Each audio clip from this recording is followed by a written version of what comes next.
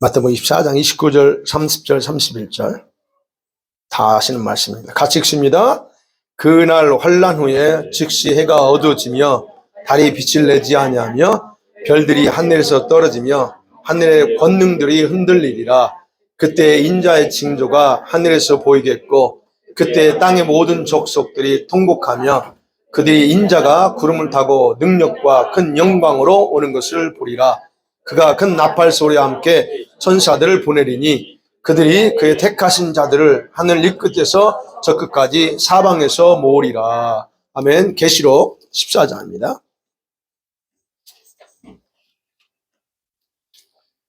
계시록 14장도 3절입니다. 14절, 15절, 16절 같이 한 목소리 읽겠습니다. 시작.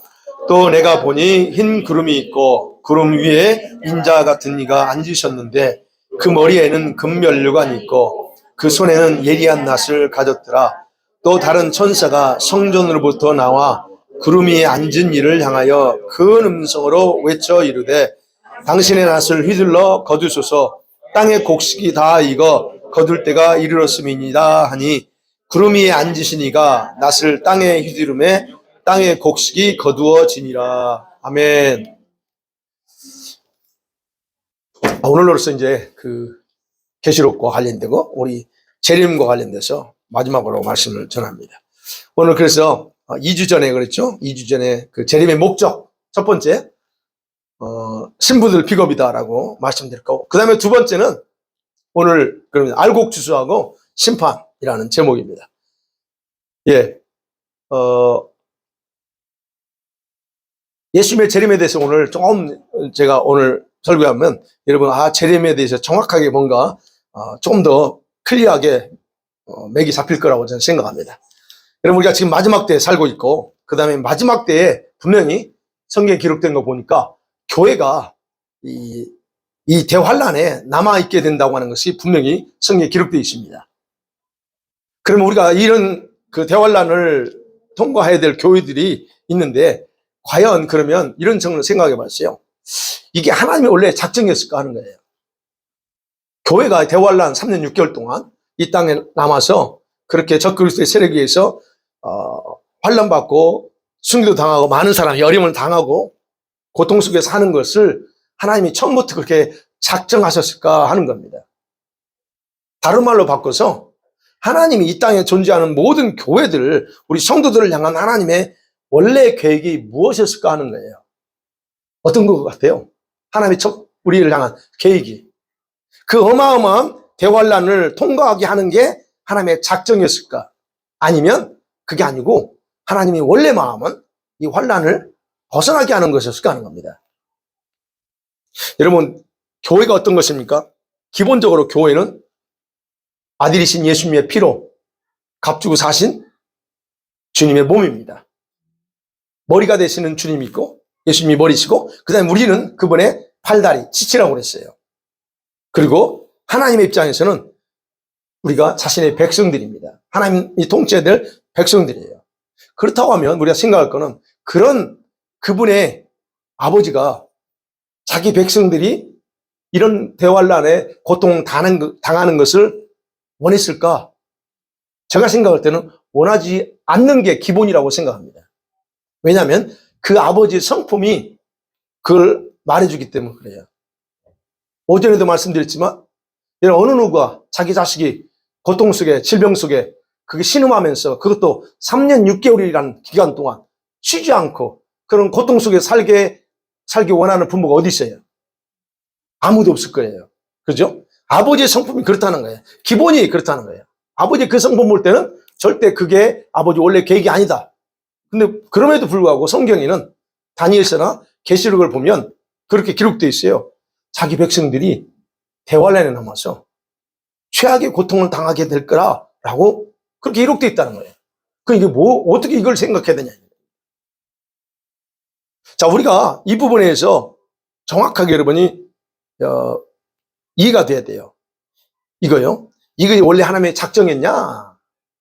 아니면 반대로 그게 아니고 우리 지상에 있는 교회가 예수님의 가르치는 대로 자기 자신들을 준비하지 못함을 통해서 당하게 되는 고통을 미리 주님이 예지 예정을 보시고 우리에게 이걸 기록하고 있는가 하는 겁니다.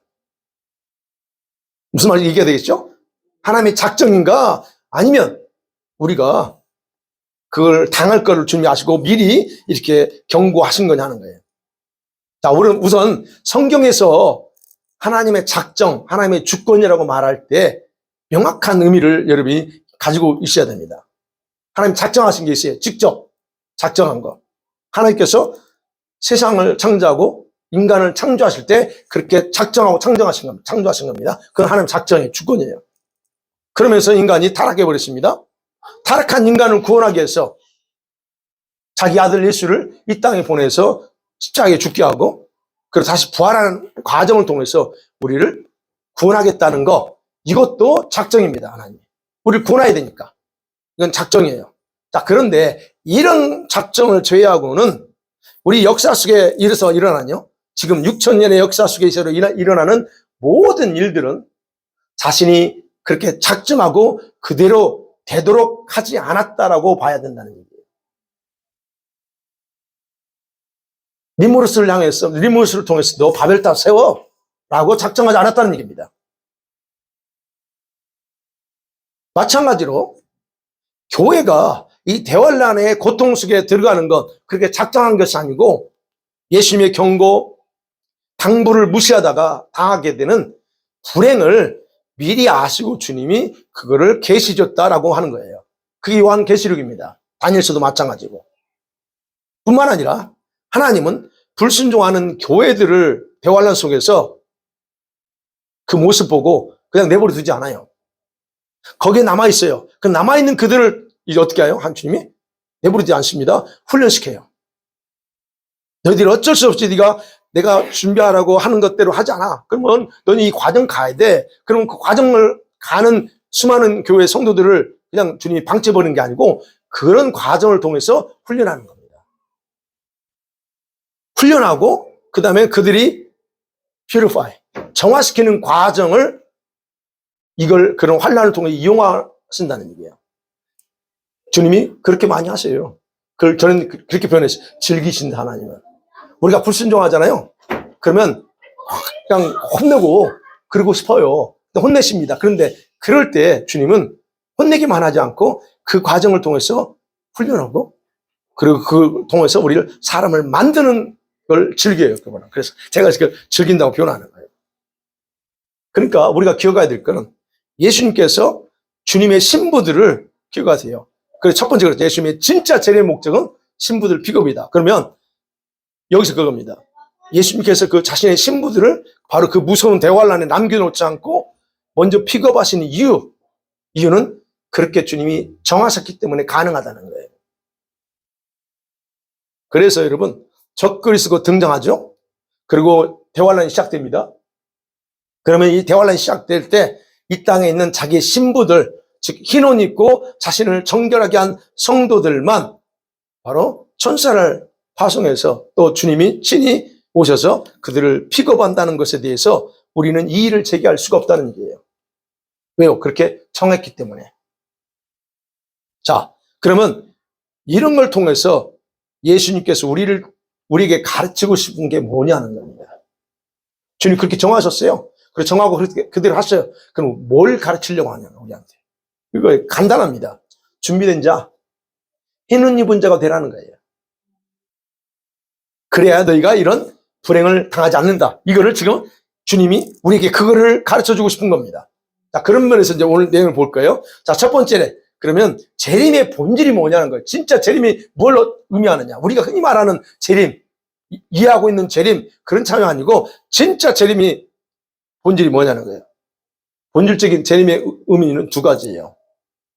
하나는 지난주 봤던 거죠. 초실절과 관련됐고 첫 곡식당을 추수해서 하나님께 바치는 게 그게 재림입니다. 또 하나는 세상에 대한 자신의 심판 권세를 행사하는 것이 재림이에요. 그 의미라는 거예요. 물론 여러분 신약에서는 그렇게 설명되지 않았어요.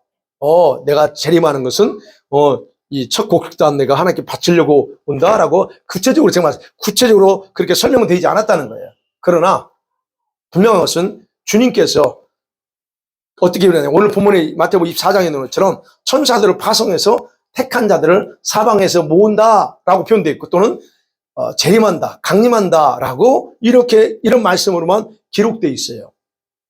그런데 제가 이제 이 재림과 관련된 말씀들을 중심으로 해서 이렇게 조금 더 깊이 연구해 보니까 약간의 차이가 있어요. 이제서 저도 그걸 깨달아요. 약간의 차이가 있습니다. 우리가 흔히 너무 잘 아는 예수님의 재림과 또는 휴거와 관련된 말씀은 두 군데예요. 마태복음 오늘 본문하고 그다음에 데살로니가전서 4장이에요. 4장 15절, 16절, 17절, 18절. 이 부분에서 제가 다시 여러분에게 구분해서 설명해 드릴 거예요. 이거는 제가 이 말씀을 연구하면서 해석하고 주장하는 거예요. 첫 번째, 여러분 데살로니가전서 4장은 대부분 우리가 뭐라고 부릅니까? 휴거라는 주제를 말할 때 인용되는 구절이 데살로니가 그 부분입니다. 근데 여러분 그 내용을 정확하게 보시면 휴거를 얘기하려고 아니에요. 그 말씀의 핵심은 바울이 지금 데살로니가 교회 성도들이 믿음 생활하다가 죽은 성도들, 그 성도들이 가족들이나 성도 교우들이 지금 슬퍼합니다.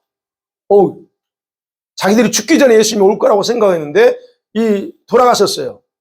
그러니까 자기들이 믿고 있는 그 소망하고 죽어버리니까 이런 과정에서 지금 그 사람들이 갈등하고 고민합니다. 여러분 우리가 기억해야 돼요.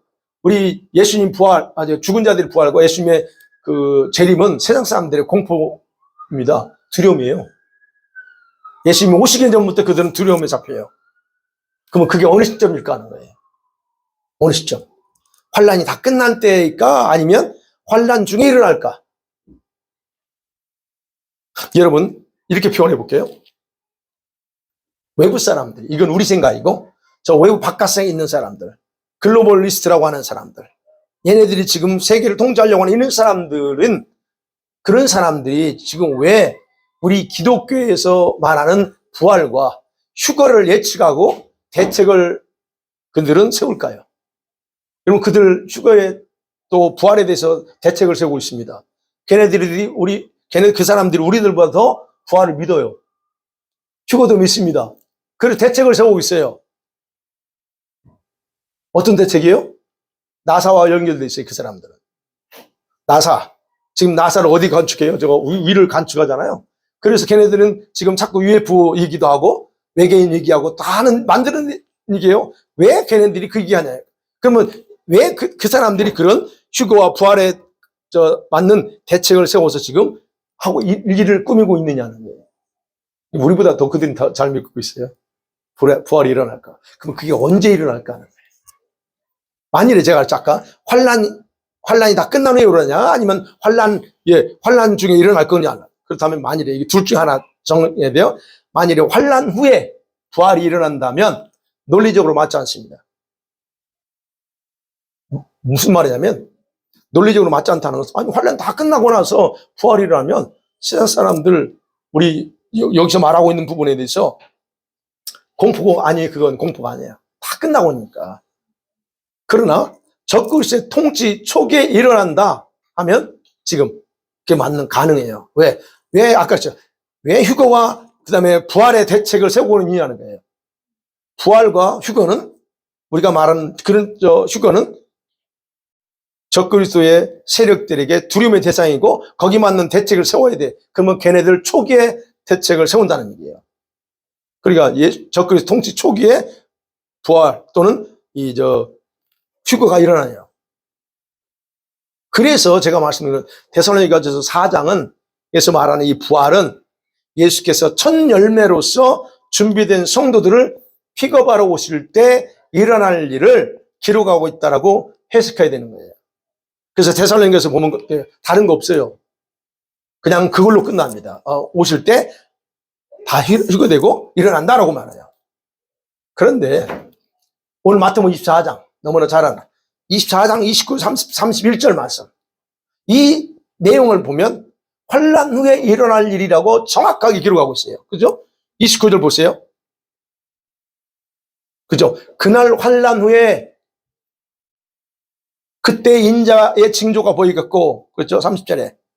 환란 후에, 그리고 나서 인자의 징조가 보인다고 말합니다. 근데 더 중요한 건 뭐예요? 그때 인자의 징조가 보이는 걸 보고 땅에 있는 모든 족속들, 그렇죠? 그죠? 그때 땅의 모든 족속, 모든 열방입니다. 모든 국가들이요. 모든 국가의 족속들이 통곡합니다. 이 통곡이라는 거는 그냥 울부짖는 게 아니에요. 창자가 끊어지는 그런 울부짖음이에요. 그런 통고합니다. 그렇죠? 그때 땅의 모든 족속이 통고하며 그들이 인자가 구름을 타고 능력과 큰 영광으로 오는 걸 보리라 그랬어요. 그들이 왜 통곡해요? 그러니까 이걸 봐야 된다는 거예요. 근데 이 일이 언제 일어나요? 환란 후에. 그러면 제가 보려고 하는 거는 아까 그랬잖아요. 신부가 픽업된 데살로니가서 4장 하는 그런 이때 일어나는 게 아니에요. 같은 사건이 아니라는 거예요. 같은 사건이 아니고 이거는 지금 나오는 거잖아요. 보세요. 지금 이 마태복음 24장은 그 다음에 어떻게 큰 능력과 영광으로 오신다고 그랬죠. 이거는 심판주의 모습으로 등장하는 예수님의 모습이에요. 큰 영광과 능력과 큰 영광으로 와요. 여러분 보세요. 그때가 언제인지. 마태복음 25장 31절에 보세요. 31절에 보니까 이런 말씀이 있죠. 같이 볼까요? 시작. 인자가 자기 영광으로 모든 천사와 함께 올 때에 자기 영광의 보좌에 앉으리니. 모든 영광으로 옵니다. 천사들과 함께 어디 가요? 자기 영광 보좌에 심판 보좌 앉습니다. 이게 언제 그럼? 심판이에요. 그 다음에 26장 64절 보세요. 마태복음 26장입니다. 26장 64절.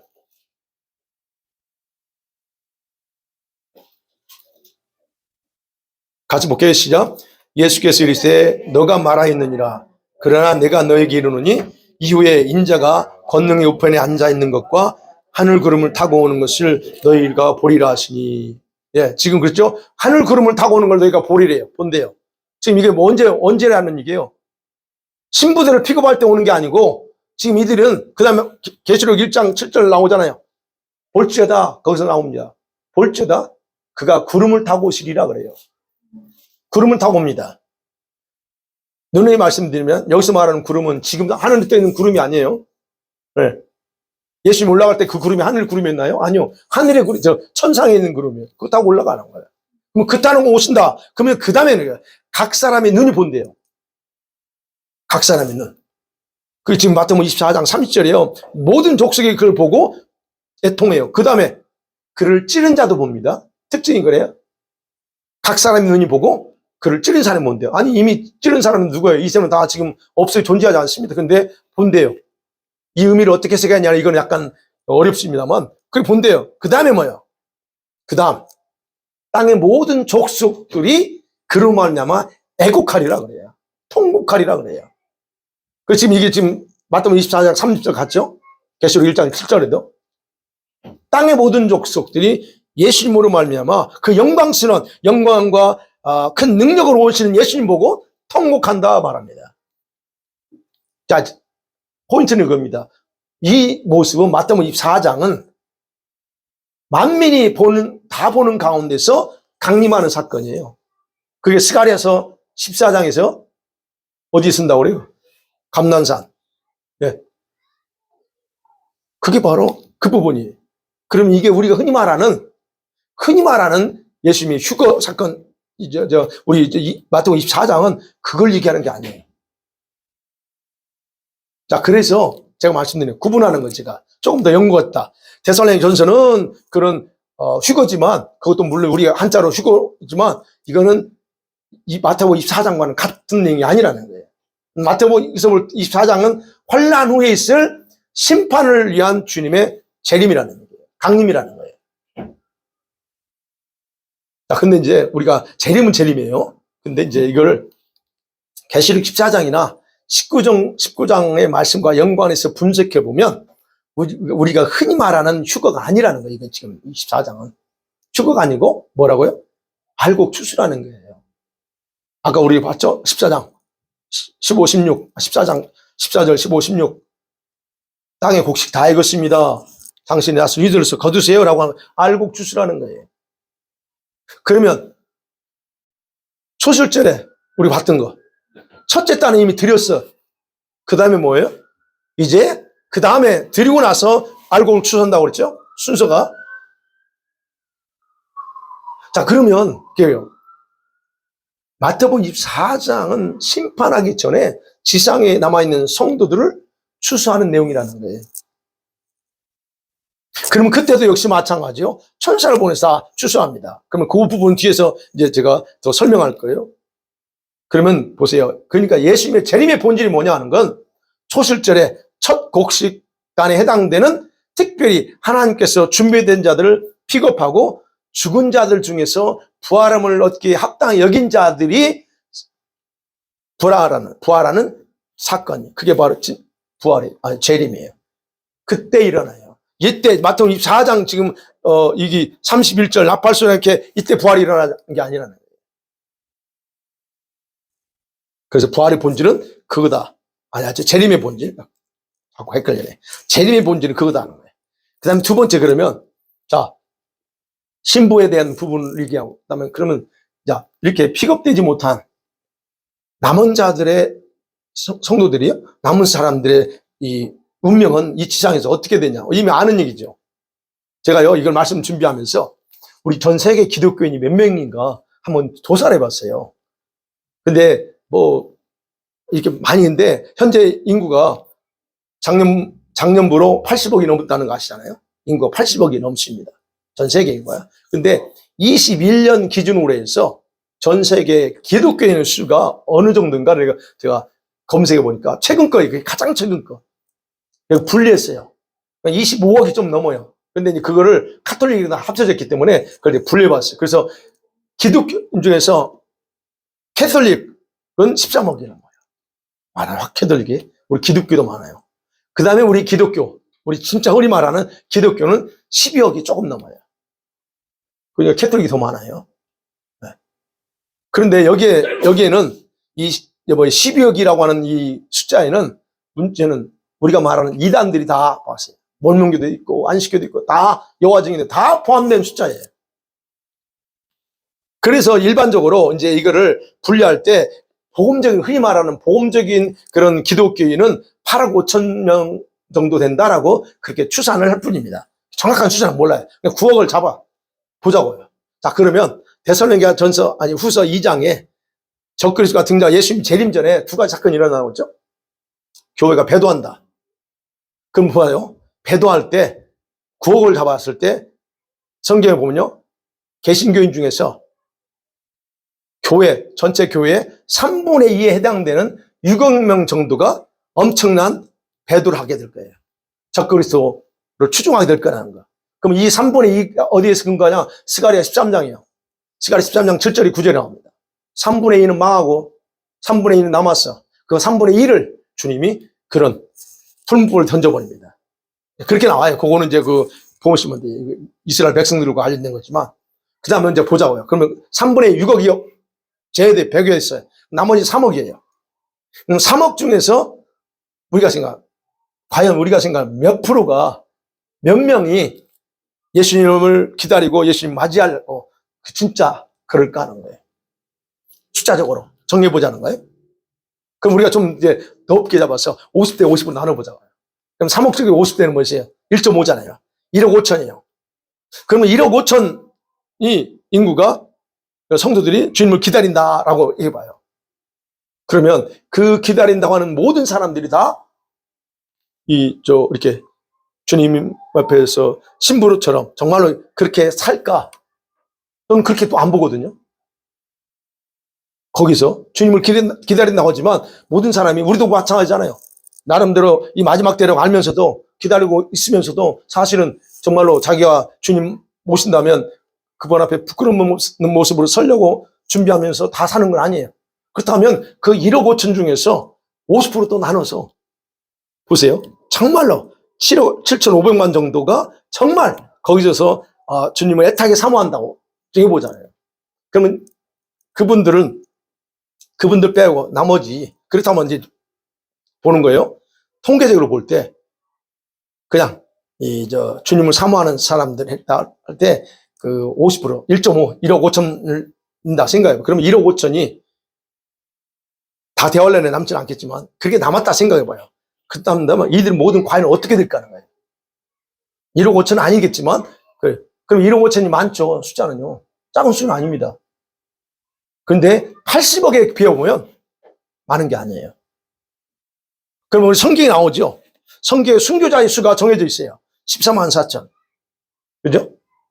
이스라엘에서도 800만이 넘는 이스라엘 민족에서도 14만 4천이 선택돼요. 또 우리 오늘 14장에 나오는 그 신부와 같은 그런 사람들도 14만 4천이야.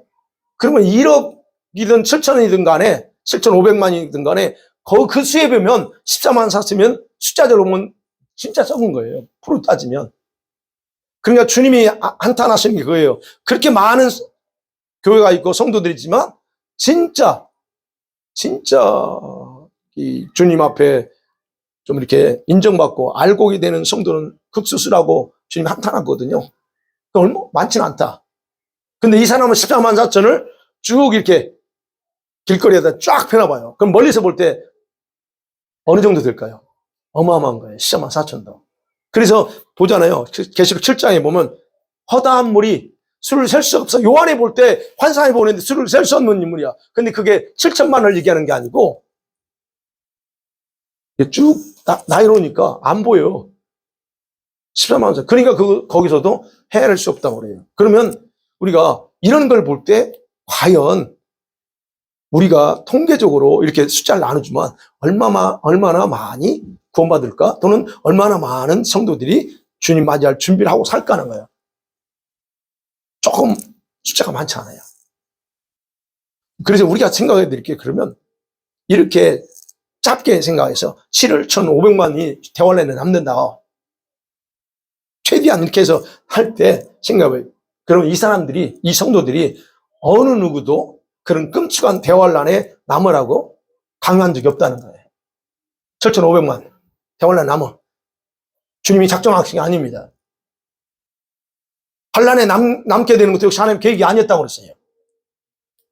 그럼 무슨 말이에요? 성도들 스스로 준비하라고 하는 주님의 명령을 무시하고 살다가 남겨지기로 선택한 거예요, 본인이. 그렇기 때문에 하나님은 그럼에도 불구하고 그들을 긍휼히 여겨서 그 속에서 그들의 믿음을 다시 연단하고 부정함을 정화시키는 기간으로 삼으신다라고 하는 거예요. 3년 6개월 동안. 그래서 여러분, 이런 환란 때에 분명히 성경에는 그런 환란 때에 또 남아있는 자 중에 깨어난다고 그랬잖아요. 불신자 중에 깨어납니다. 종교인들이 깨어난다라고 다니엘서도 기록하고 있잖아요. 깨어나요. 깨어날 겁니다. 그런데 또한 분본에서는 성경에는 뭐라고 합니까? 그들이 감당할 수 없기 때문에, 그 대환란을 감당해낼 수 없기 때문에 그 날들을 줄여주셨다. 그렇게 분명히 기록하고 있습니다. 줄여줬다고 하는 것은 신부들만 해당되는 게 아니에요. 신부들뿐만 아니라 이렇게 대환란에 남는 사람들 모두에게 다 해당된 표현이에요. 신부들도 환란 통과하지만 그렇게 길게 안 가고 짧게 하고 그냥 올라가. 그러니까 여러분, 남겨진 자든 신부든 간에 이 감해준다고 하는 부분은 동시에 같이 적용해서 말할 수 있다고 하는 거예요. 그러면 이 대환란 때 우리가 많은 성도들이 죽을 수 있어요. 재앙에 죽을 수 있습니다. 그때 나팔장 쏟아질 때 많은 성도들 중에서 또 죽을 수 있습니다. 순교도 당하고요. 그러면 생각하죠. 왜 이들이 환란에 남게 됐냐 하는 거예요. 다른 이유 없어요. 그렇게 경고해도 무관심해. 그래서 사는 거예요. 네. 그런 부분에서 생각해요. 그러면 이들의 운명은 그걸로 끝날까? 이들의 운명 그대로 끝날까요? 아니요. 순교자는 순교할 겁니다. 그 다음에 또 뭐라고 그랬어요? 하나님께서 그 대환란 속에서 주님이 준비된 장소가 있다. 광야라고 그랬어요. 준비처에서 그곳에서 준비시켜서 거기서 훈련해요. 3년 6개월 동안 거기서 훈련받고 양육됩니다. 그러면서 알곡으로 만들어지는 거예요. 알곡으로. 여러분, 비록 적그리스도에 의해서 박해를 받고 그리고 엄청난 환란 당하지만 하나님께서는 자기 백성들, 그 땅에 남아있는 백성들의 원한을 풀어준다고 그래요. 다니엘서 7장 22절에 그렇게 기록되어 있어요. 원한을 풀어줘요. 고통 속에 있는 백성들. 그리고 마태복음 13장에 보면 하나님께서 하나님 나라에 대한 비유를 얘기하시면서 알곡과 가라지 비유 있잖아요. 우리 너무 잘 아는 그 비유를 통해서 언급했습니다. 그렇다고 하면 알곡 추수라는 게 뭐냐? 땅에 남겨진 성도들 중에서 택한 자들을 거둬들이는 게 알곡 추수예요. 그렇다면 생각해야죠. 대월 안에 남게 된 그런 성도들에 대해서 하나님은 그들을 버리지 않고 그 속에서 알곡으로 준비시킨다는 거예요. 3년 6개월. 그래서 제가 그랬죠. 인텐시브 코스다. 지금부터 준비하면 괜찮은데 그게 안 해. 소홀히 하다가 그때 3년 6개월 동안 그냥 박세게 준비시킨다. 그러면 이들을 준비시켜서 어떻게 해요? 세상과 악인을 심판하기 전에 추수하는 거예요. 성경이 이것을 이렇게 표현했어요. 마태복음 13장에서는 의인 중에서 악인을 갈라낸다 또는 악인 중에서 의인을 골라낸다라고 그렇게 표현했어요. 마태복음 13장 그 41절 그 가라지 비유에서 그렇게 표현합니다. 네. 그 나라에서 내가 천사를 보내리니 그럽니다. 그 나라에서 모든 넘어지게 하는 거 다 제거하고 불법을 행하는 자들을 거두어서 내가 풀불에 던져버린다 그래요. 그러면서 말합니다. 그때 의인들은 자기 아버지 나라에서 해와같이 빛날 거라 그래요. 데살로니가 후서 1장 7절 9절도 마찬가지입니다. 예수께서 자기의 능력의 천사들과 함께 하늘부터 불꽃 가운데 나타났을 때에 그럽니다. 그러면서 하나님이 그들에게 복종하지 않는 대로 다 형벌한다고 해요. 즉 이 말씀은 세상을 주님이 이때 불꽃 가운데 임하는 건 세상을 심판하러 오시는 거예요. 그러니까 우리가 지금 보는 재림의 목적을 내가 알곡 추수라고 표현했지만 사실은 심판으로 오는 거예요. 그 알곡 추수는 심판하기 전에 해야 될 일이에요. 성도들이 남아있으니까. 그래서 여기 기억해야 돼요. 의인 중에서 악인을 갈라낸다는 것. 그러니까 심판 전까지는 악인이 또는 의인이 같이 존재한다는 거예요. 그럼 의인이 누구냐는 거예요. 악인은 누구고 우리가 악인은 알겠죠. 근데 의인은 누구냐? 그러니까 여러분 우리가 기억할 것은 우리가 알 수 없어요. 누가 알곡인지 아무도 모릅니다. 근데 천사들은 모든 것에 대한 판단을 다 가지고 있습니다. 그러니까 하나의 천사는 파송합니다. 그러면 천사들이 알아요. 왜요? 그들은요, 수십억의 사람들에 대한 정보, 상상 정보, 데이터를 다 가지고 있어요. 저와 여러분의 데이터, 인생에 살았던 70, 80, 50, 60, 30, 40 살았던 인생의 데이터를 다 가지고 있습니다. 누가? 여러분은 승우천사. 그들이 다 가지고 있어요. 그러니까 이거는 여러분과 제가 빼도 박도 못합니다.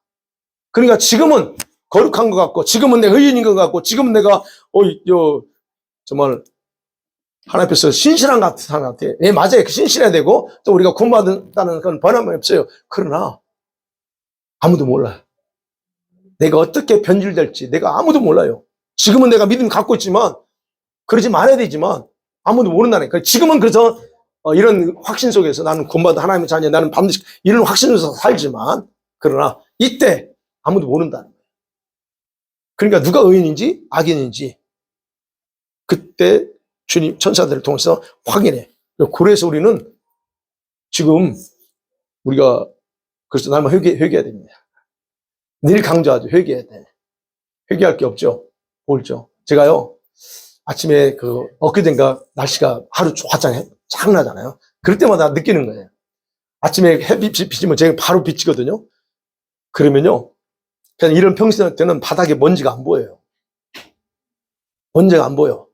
근데 햇빛이 딱 들어오잖아요. 그럼 바닥이 얼마나 먼지가 많고 저기 많은지 하늘이 싹 들어옵니다. 저는 그걸 보면서 항상 뭘 생각하냐면 빛 대신 주님 앞에 있으면 이 속에 하나하나 묻어있는 다 드러나는데 근데 지금은 어때요? 안 보여. 안 보이니까 그냥 그래서 저는 아침마다 내가 청소해 하니까 그래서 이러면 제가 뭔 줄 아세요? 청소부터 합니다. 먼지 나느라고. 예. 그게 결국 내 모습, 내가 이 모습이에요, 이거. 이게 지금 우리가 하나님 앞에서 우리의 모습이 그런 모습으로 이게 비춰져야 돼. 그러니까 회개밖에 없어, 이거. 이걸 깨끗하게 하고 정결하게 하는 방법은 회개밖에 없어. 네. 자, 그러면 마지막 세 번째, 알곡추수의 의미가 뭔가요? 진짜 알곡추수라는 게 뭔가 하는 겁니다. 여러분, 물질 만능주의에 빠져 있어요, 세상이요. 그래서 지금 돈 많은 사람들이 지금 어떻게 합니까? 온 세상을 자기 마음대로 지금 통치하고 온갖 악을 행하려고 지금 그런 세력들, 이들은 반드시 심판받아야 됩니다. 네. 지금 지난주에 말씀드렸는데, 여러분 지금 인간이 얼마나 어느 정도 악하냐면, 인간이 자기 생명 영생을 주장하려고 합니다. 그 얘기했어요. 주일 아침에 했는데, 영생을 주관해요. 더 이상 안 죽으려고 합니다. 근데 그게 의사가 발견했어요. 우리 애가 노화되는 거, 생명이 짧아지고 노화되는 그 DNA 스위치를 발견했어요. 하버드 의사들이. 근데 그 스위치를 블럭시키면 더 이상 진행가 안 됩니다. 그게 지금 발견됐어요. 근데 그거를 제가 영상을, 이게 영혼 살 수 있다고 그러길래 도대체 뭔 얘기하고 이제 본 거예요. 보니 거기에 이제 트럼프의 사위 있잖아요. 쿠시너가 인터뷰에 나왔어요. 요즘 어떻게 지내? 그러니까 자기가 하는 얘기예요. 나 지금 몸 가꾸고 있어. 그래요. 쉽게 표현해서. 왜 몸 갖고? 이제 영혼이 안 죽기 때문에 자기는 영생할 거기 때문에 지금 이 몸을, 네, 근육도 만들고 튼튼하게 젊음을 유지해야 된대요. 그 영상이 있어. 그래서 뭐야 이거 하고 그래서 얼른 그 카톡에다 해놨는데, 여러분 우리가 그 뭐예요? 신의 영역을 인간이 지금 하겠다는 얘기예요. 그럼 이런 모든 것들을 세상이 돌아가는 이런 것들 주님이 놔둘까? 저는 그래서 주중에 말씀드렸지만 하나님이 그걸 놔둘까? 나 같아도 안 놔둬요. 내가 주인이야. 근데 내가 만든 육이 나한테 대들어. 그럼 이거 박살내죠. 깨 없애버려야죠. 이런 상황. 그러면 보세요. 이런 자들에 대해서 하나님 반드시 심판할 거라는 거예요. 그런데 이들을 심판하려고 하는데 중요한 건 뭐냐? 이 세상에 하나님 자기 백성들이 지금 살고 있어요. 이 땅에. 남아 있습니다. 그렇다고 하면 보야죠. 심판 전에 어떤 일을 먼저 하실까요? 심판 먼저 그냥 같이 해버릴까요? 아니면 자기 백성을 어떻게 할까요? 우리가 성경에 다 알잖아요. 노아 동네에서 세상 심판할 때 노아는 건져요. 노아는 건지고 나서 심판합니다. 소돔과 고모라 우리가 알죠. 롯과 그의 가족. 소돔과 고모라를 심판하기 전에 먼저 건져요. 그 말은 이거예요. 마찬가지로 세상을 심판하기 전에 하나님이 성도들, 지금 남아있는 성도들을 건지셔야 된다는 얘기예요. 그게 알곡추수라는 겁니다.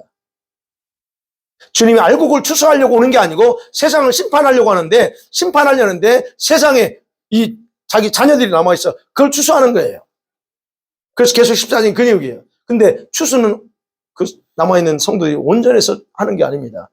온전하니까 됐어. 그게 아니에요. 하나님께서 그들에게 은혜를 베풀어주니까 하는 거예요. 그러니까 하나님께서 비록 많은 성도들이 주님 맞이할 준비를 하지 않을지라도, 그래서 대환란에 남을지라도 그들을 정화시켜서 어떻게 해요? 세상 심판 전에 그들을 추수해서 곡관에 들여놓는다 하는 거예요. 그래서 세상 심판이 먼저가 아니라 알곡 추수가 먼저예요. 그래서 오늘 계시록 14장인 그 내용이에요. 그 내용. 우리가 알죠? 장차 중동에서 이스라엘과 무슬림 그 연합군을 중심으로 해서 세계 전쟁이 한 번 더 일어날 거.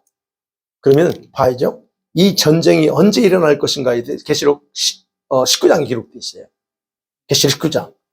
그럼 이 전쟁이 일어나는 시간하고 그 다음에 19장 11절에 보면 예수님이 백마를 타고 등장하죠. 그의 군대들. 그런 환상 속에 시간적인 간격이 있습니다. 네, 간격. 그리고 또 이제 7절, 8절, 9절에 보면 신부들이 결혼식이 준비됐다 그래요. 그래서 신부가 입어야 될 그런 흰옷을 허용합니다. 그럼 우리가 기억해야 될 건 성도들은 대환란에 남아있지만 신부들은 이미 올라가 있는 상황이에요. 올라가서 이미 다 결혼식 준비하고 있는 거예요. 그래서 내용을 보면 19장 내용을 보면 세상을 뒤흔들었던 조직인 바벨론 조직이 망합니다. 망하고 나서 천국에서 공포가 일어나는 거예요. 결혼식 준비됐다라고 얘기해요. 그게 지금 광고하는 거예요. 그러면 봐야죠. 결혼식이 거의 다가오는 상황에서 또 하는 말씀 19장 9절에서 말합니다. 어린 양의 혼인잔치에 청함을 받은 자들은 복이 있다라고 신부가 아닌 다른 초대받은 자들이 있다고 기록하고 있어요. 이 부분에 제가 설교했죠. 그러면 초청객들이 누구냐는 겁니다. 천사가 아닙니다. 초청받은 자는 천사가 아니에요. 근데 그 초청받은 자들이 어디 있어요? 현재 땅에 있어요. 자신을 신부로 준비하지 못하고 대할란에서 남게 된 성도들, 이들이 지금 있는 거예요. 여기. 그런데 하나님은 그들을 결혼식에 초대합니다. 그래서 제가 말씀드려요. 하나님은 환난을 통과하면서 알곡으로 만들어 준비된 자들, 그들을 주세요. 이게 순서라는 거예요. 신부가 이미 올라갔고, 그 다음에 이제 신부가 결혼식 할 수 있는 흰옷 입을 수 있는 상태로 다 이게 깨끗하게 하늘에서 딱 준비돼요. 그러고 나서 어떻게 초청객이 있어야 돼? 합니다. 그게 바로 알곡 주소. 그 다음에 이제 심판이에요. 이게 순서라는 거예요. 그래서 오늘 14장에도 그 얘기 나오잖아요. 잘 익은 곡식 먼저 거둬요. 그죠? 그 다음에 포도송이를 거둡니다. 포도송이를 거두면서 심판합니다. 이게 분명히, 여기서는 포도송이 그게 인류 심판에 대해서 그거를 상징적으로 보여주는 거예요. 사람으로 하지 않고. 그럼 추수했습니다. 근데 어디에 포도틀에다, 진노의 포도틀에다 딱 던집니다. 근데 밟았어요. 근데 거기서 흘러나오는 게 포도주가 나온 게 아니고 사람의 피가 나온다 그래요. 네. 이런 거. 이게 바로 심판이라는 거예요. 그러니까 알곡을 추수하고 나서 심판이 이루어져요. 그렇다고 하면 이런 순서를 볼 때 기회가 돼. 이미 말씀드렸지만 하나님께서는 알곡을 땅에 놔둔 채로 세상을 심판하지 않는다 하는 거. 그러니까 여기에 바로 알곡 추수의 의미가 뭔가에 대한 답이 있다는 얘기예요. 제가 자꾸 강조한 알곡 추수. 그는 혼인잔치의 하객들이 될 성도들을 세상 심판전에 모으는 게 알곡 추수예요. 그러니까 일반적으로 이 계시록 목사님들이 말씀하는 것처럼 환난에 남아있는 성도들은 신부가 아니에요. 그들이 신부라고 말하는데 그들이 신부가 아니고 결혼식에 초청된 하객들 뿐이에요. 이 사람들. 구원받아서 가긴 하지만 그러나 이분들은 신부는 못 돼. 여러분 결혼식 하는데 하객들이 없으면 얼마나 쓸쓸합니까? 그런 의미예요. 그래서 마태복음 25장에서 열처녀 부에서는 뭐예요? 깨어서 기름 준비한 처녀들만 결혼잔치에 들어가요. 아무나 못 들어가요. 그러니까. 그 다음에 22장에 혼인잔치 비 있어요. 성경 혼인잔치 비유에서 뭡니까? 예복을 입은 자만 그게 결혼식에 초청돼 가는 거예요. 신부가 아니에요. 예복을 입은 자. 그렇게 말합니다. 정확하게. 그래서 알곡 추수가 환난 후 어느 시점인지는 우리가 알 수 없지만 그게 순서다. 그래서 알곡 추수는 이거 의미하고 그게 마태복음 24장에서 말하는 천사를 보내서 다 사방에 모은다고 하는 게 바로 그런 의미로 해석한다. 사랑하는 성들은 말씀 결론 맺어봐야죠. 이거는 여러분 개인적으로 제가 계시록과 절기를 연구하면서 얻은 결론입니다. 데살로니가 전서 4장도 보고 하면서도 항상 제가 이 앞뒤가 안 맞는 부분이 있었어요. 그래서 그런 부분에서 고민하고 있었고, 그다음 이제 이 고민하다가 이제 침대에 누워가지고 이게 뭐지 하면서 이게 떠오르는 것들도 막 적어놓고 막 했던 부분들. 그러나 어쨌든 저는 그러면서 이렇게 결론이 이제 제 입장에서는 그렇게 나온 거예요. 물론 모두가 동의하지 않을 수 있습니다. 제가 얘기하는 것처럼 모든 사람들이 이렇게 동의하지 않을 수 있어요. 그렇지만 분명한 것은 우리가 재림에 대해서는 정확한 이해가 필요하다는 거예요. 재림이 뭐냐? 재림. 예수님께서 복음서에서 자신의 재림과 관련해서 언급한 내용들은 거의 다 보면 세상의 심판주로서 오셔서 심판 전에 있을 알곡 추수와 관련돼서 말씀하고 있다는 거예요. 네, 분명히요. 그런데 바울이나 요한계시록에는 간접적으로 흰옷 입은 자들과 특별한 신분을 가진 자들 그룹, 저는 그걸 바로 신부 그룹이라고 해요. 그 신부 그룹에 해당되는 성도들에 대해서 기록하고 있다는 거예요. 그게 바로 14장이에요. 여러분 13장에 적그리스도 등장합니다. 순서적으로 볼 때요. 13장에 적그리 등장합니다. 그리고 그러면서 14장 옵니다. 근데 14장 오는데 첫 번째 환상이 뭐예요? 14만 4천이 어디서 있습니까? 천국의 시온사는 성에 있습니다. 시온사는 딱 서 있고 예수님이 같이 서 있대요. 그리고 서 있는 곳이 아버지 보좌 앞이에요. 그 보좌 앞에 4 생물이 있고 그 다음에 24 장로들이 있는데 거기에 지금 그 앞에서 딱 서 있습니다. 근데 이들이 어떤 거래요? 그 누구도 알 수 없는 그들만 배우고 그들만 부를 수 있는 찬양을 합니다. 그게 14장에 기록되어요. 그들이 신분에 대해서 세상에 나올 수 없는 그런 존재들, 그 14장 가지고 있잖아요. 이 사람들은 나옵니다. 그들이 어떤 정체성을 가지고 있었는지. 자, 그렇다고 하면 우리가 기회가 될 거, 바로 이런 걸 볼 때 이미 신부들은 적그리스도 등장 후에 바로 픽업됐다라고 그렇게 이해할 수 있다는 얘기예요. 자, 이제 이게 마지막인데, 자, 그렇다면 우리 모두가 이제 예수님의 재림을 여러분 사모하면서 종말 신앙을 가지고 살고 있죠? 여러분 아마 그러실 겁니다. 그렇다면 이런 사실을 다시 확인하면서 우리가 할 일이 뭘까 하는 거예요. 2가지로 그렇습니다. 여러분과 제가 우리 할 일은 뭐니까? 내가 신부가 될 건가? 아니면 결혼식 하객으로 나갈 것인가를 에 대해서 정확한 목표를 세우고 여러분 자신의 신앙을 성장하는 데 추구하고 나가야 된다. 여러분 지금 계속 강조합니다. 막연하게 주님 믿지 마세요. 이제 막연하게 교회 다니면 이걸로 만족하지 마시라는 거예요. 여러분 구원은 받을 수 있습니다. 그 자체를 부정하는 게 아니에요. 그렇게 막연하게 다녀도 뭐 주님이 은혜로 구원받으면 좋죠. 그러나 우리는 지금 때가 어느 때란가 한다면 이제는 막연하게 교회 다니고 막연하게 믿지 말라는 거예요. 종교생활은 더 안 됩니다. 너무나 많은 사람이 종교생활이에요. 그게 더 위험합니다. 이런 어떤 모든 부분에서 이제는 정확하게 이 때를 알고 그걸 산다고 하면 이제는 정하라는 거예요, 여러분. 확실하게 정하고 그걸 위해서 나가라는 거예요. 여러분 목표 없이 사는 게 얼마나 세월 낭비하는 거 우리가 아시잖아요. 그렇다면 더 이상 우리가 과거는 괜찮아. 그러나 지금부터라도 분명한 목표를 정하고 전진하기 원합니다. 그 다음에 2번째는 그거예요. 여러분 믿음의 중심을 바로 정하고 살라는 거예요. 이 말 무슨 말이냐면 믿음의 중심은 내가 아닙니다. 여러분과 저의 믿음의 중심은 예수님이어야 되고 예수님을 사랑하는 게 그 중심이어야 된다는 거예요. 근데 너무나 많은 성도들이 뭐예요? 자기가 주인공이 되어 살고 있어요. 여러분 믿음의 중심을 나에게 두고 사는 것이 어떤 형상과 같냐면 제가 말씀 준비하다가 이거 모래지에 집을 짓는 거 똑같다. 이건 어리석은 거예요. 신앙의 중심이 자기 중심이야. 내가 중심이기 때문에 주님을 믿고 사랑하는 거 헌신하고 모든 일들 다 어떻게 해요? 내 환경에 따라 좌우됩니다. 내 감정과 느낌에 따라 다 좌우돼요. 환경이 이러면 이렇고 저러면 저렇고 이렇게 움직여요.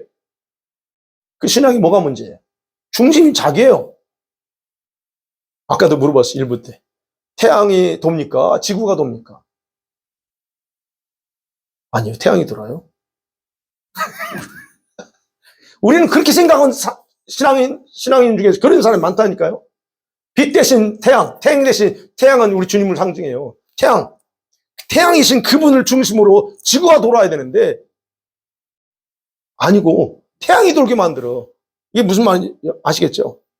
이게 이런 생활을 한다는 얘기예요. 여러분 그 어느 누구도 자신이 믿음의 주인이 될 수 없어요. 근데 그렇게 살아. 그래서 여러분 갈라디아서 2장 20절 달달달 외잖아요. 내가 그리스도와 함께 십자가에 못 박혀 죽었다. 그런데 이제는 내가 사는 게 아니고 누가 살아요? 내 안에 예수께서 사셔요. 그래서 그러면 그분이 사시는 내 중심에 내가 중심이 아니고 그분이 중심이어야 되고 나는 그분 중심으로 돌아야 되는데 아니라는 거예요. 그래서 그 다음에 말하죠.